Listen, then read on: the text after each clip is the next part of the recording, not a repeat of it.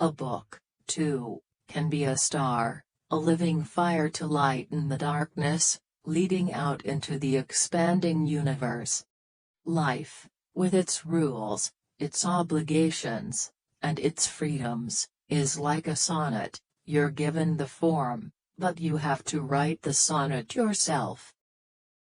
When we were children, we used to think that when we were grown up we would no longer be vulnerable. But to grow up is to accept vulnerability. To be alive is to be vulnerable. We can't take any credit for our talents. It's how we use them that counts. Maybe you have to know the darkness before you can appreciate the light.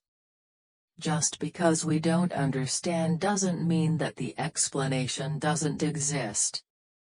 The great thing about getting older is that you don't lose all the other ages you've been. Don't try to comprehend with your mind. Your minds are very limited. Use your intuition.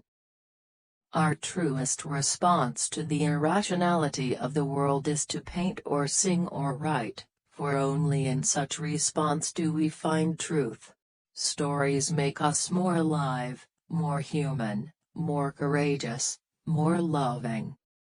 I do not know everything, still many things I understand. The only way to cope with something deadly serious is to try to treat it a little lightly. Hate hurts the hater more than the hated. We have to be braver than we think we can be, because God is constantly calling us to be more than we are. Like and equal are not the same thing at all. People are more than just the way they look. Because we fail to listen to each other's stories, we are becoming a fragmented human race. When we believe in the impossible, it becomes possible, and we can do all kinds of extraordinary things. Like it or not, we either add to the darkness of indifference and out-and-out evil which surrounds us, or we light a candle to see by. Nothing, no one, is too small to matter. What you do is going to make a difference.